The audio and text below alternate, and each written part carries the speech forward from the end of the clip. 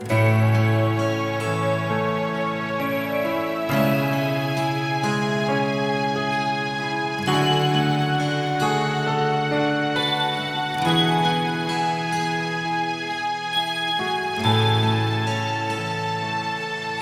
thương mơ khu sợ lay mơห้องเขายามสำนอนด้วยลูกเลือนอ่อนเยาว์สิเคยอยู่ซ้ำหิมเมอเคยลุ่มลาด้วยถึงเมอเคยยันไกลกันตั้งเมื่อแท้hồ sơ này khúc sợ lay mơ sòng mơ khuถึงหือถึงพ้องเขาย้ำพี่สัมตีนอนอยากโดยเก็บหางอ่อนเมื่อสีนอนเธอถึงคืนอันเฮาอยู่เศร้าซ้อมห่มกันมาตอนลืมไหลเสปอเป็นดีไม่ต้องนี้ถูกใส่ตั้งห่างเบอร์ส่งปันเก่าคำขึ้นนั้นเก่าตึกดองไว้ถึงเมื่อเลียวมีวันลืมกว่าไหล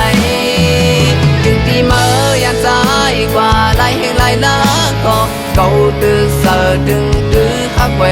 อยู่เปิงแหลกลายต่างหาก่อนเก่าตึกมีไว้หิมเสมอผู้เสือต่างหากสา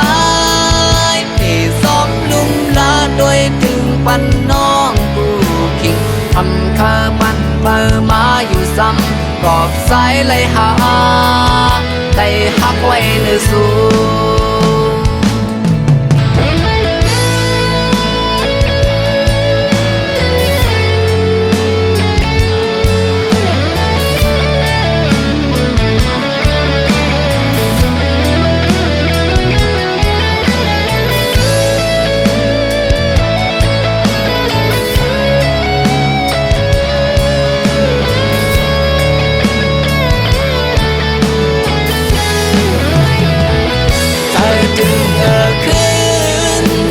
เฮาอยู่เศร้าซ้อมห่มกัน